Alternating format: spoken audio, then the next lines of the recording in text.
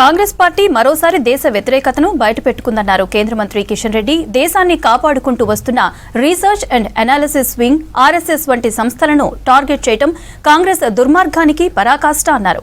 RSS పై America commission on international religious freedom సంస్థ ఇచ్చిన నివేదికను తీవ్రంగా ఖండిస్తున్నామని చెప్పారు.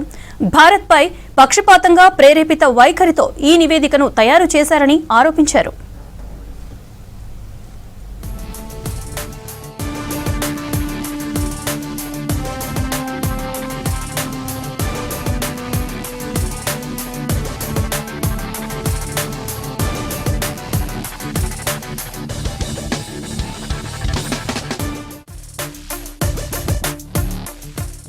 యుఎస్సిఐఆర్ఎఫ్ చాలా ఏళ్లుగా భారత్పై ద్వేషభావంతో అసంబద్ధమైన కథనాలపై ఆధారపడి ఏకపక్షంగా నివేదికలు ఇస్తుందన్నారు కిషన్ రెడ్డి.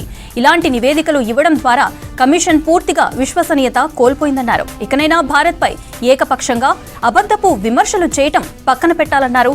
అమెరికాలో హిందూ దేవాలయాలపై జరుగుతున్న దాడులు, భారత్ లక్ష్యంగా కొన్ని సంస్థల దుష్ప్రచారం, అమెరికాలో నివాసం ఉంటున్న భారతీయులకు బెదిరింపులు, భారతీయులపై పెరుగుతున్న వివక్షను ఏమాత్రం పట్టించుకొని ఇలాంటి కొన్ని విదేశీ సంస్థలు ఒక పథకంగా భారతదేశంపై తప్పుడు ప్రచారం చేస్తున్నాయని విమర్శించారు.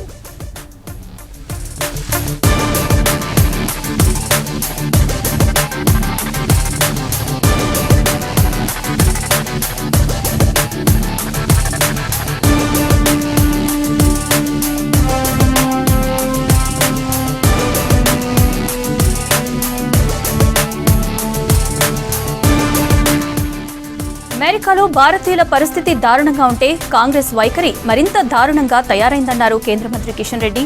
కొన్నేళ్లుగా రాహుల్ గాంధీ నేతృత్వంలో కాంగ్రెస్ పూర్తిగా దేశ వ్యతిరేక శక్తులకు కేంద్రంగా మారిందని ఎక్స్లో పోస్ట్ పెట్టారు కిషన్ రెడ్డి.